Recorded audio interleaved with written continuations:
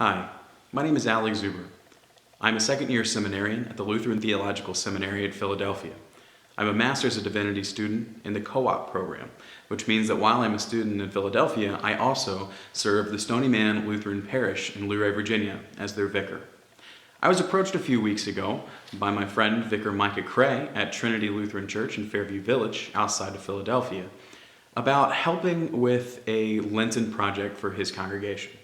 At Trinity, they're discussing throughout this season of Lent the ways that social media can be used in the life of the church. Micah looked at me and said, I need a good story about a way that social media has been used for positive change at some point in the past. And I said, I think I might have a story. In 2013, I had an amazing opportunity to serve an 8-week internship in Kenya. 6 of those weeks were spent in the small coastal town of Watamu. During my time there, since it was an internship for the completion of my public health education degree, I served in a HIV/AIDS clinic and an orphanage that was run by my host family. When I was there, I was very isolated. I was very much the only American in that small coastal town, and I was looking constantly for the familiar. I enjoyed my time exploring the town, but I found a lot of my free time went to reading, one just so I could find some comfort in English. But one of the things I read quite often was my Bible. I just needed the familiar language, and it was a comfort to me to be able to read that. Well, when I was sitting outside of the clinic where I was working, reading my Bible, I had people approach me and say, "Hey, do you have any extras?" I said, "Extra what?" And they said, "Do you have any extra Bibles?" And I said, "No, I only have this one with me." And time after time, people kept coming to me saying they didn't have a Bible. I thought about my home, where I have plenty of Bibles, study Bibles, backpacking-sized Bibles, read every day kind of Bibles, children's Bibles. Once in the store, I even saw an anime Bible. Bibles are everywhere in America and highly accessible. But I had a conversation with some of my friends who were local and said, no, Bibles aren't accessible here, and the ones we can get are in English. Most of the people that lived in the rural villages in that area didn't speak English. They spoke Swahili in their local dialect. It was amazing to me that a Bible was inaccessible. So in that time, I was keeping up a blog of my adventures in Kenya. So I wrote a short post. It was called The Bread of Life.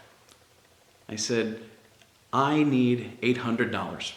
I'm bad at just asking for money, but I need $800 because there's a small church here that just got started.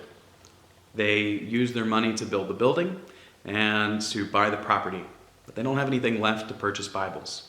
I need $800, and that will get me 100 Bibles in Swahili, so the people could actually read the word that was given to them. I wrote a blog. I shared it on Facebook. I did this on June 16th. I needed the money by June 21st because I was going to be leaving that town. I did not get $800. I got $2,400 over the course of 5 days. Generous outpouring from friends back home, people who read my blog, people who wanted to share what they had. They realized the easy access they had to Bibles, and they wanted to provide Bibles for those who didn't have them. It was amazing. The response was so overwhelming that we didn't just buy 100 Bibles. We bought 240, and then with some of the money that was left over, put solar panels on the roof of the orphanage, so that when the power went out, as it often did in the small coastal community, the kids wouldn't get scared in the dark. This overwhelming support showed the power of a single post. I wrote one blog. I had a few folks that followed, and when I shared, they shared. It expanded from there, and we had an overwhelming response. An overwhelming good was done for this community. I was proud of what was able to happen, and happy to continue to support that community. Now, it's one thing to hear about good that is able to be done through social media, but it's another to actually participate in it. That's why this Lent I'm making an appeal to you. On February 29th, there was a fire at God Our Father Center for Needy Children. This is the orphanage where I worked. There was an electrical short in the girls' dormitory, and they lost everything. They lost the building, they lost all the clothing, they lost all mattresses and all bed frames. They even lost the 10 new computers they had gotten to teach the kids necessary computer skills. They need to rebuild. They need help.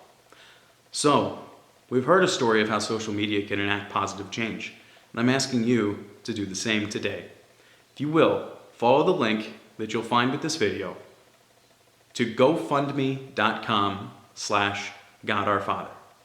Click, donate, and share. You have the opportunity to do incredible good for a community who is in desperate need.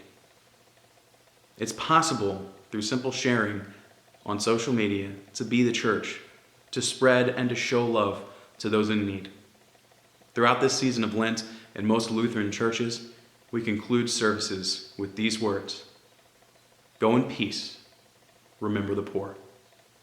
Thanks be to God.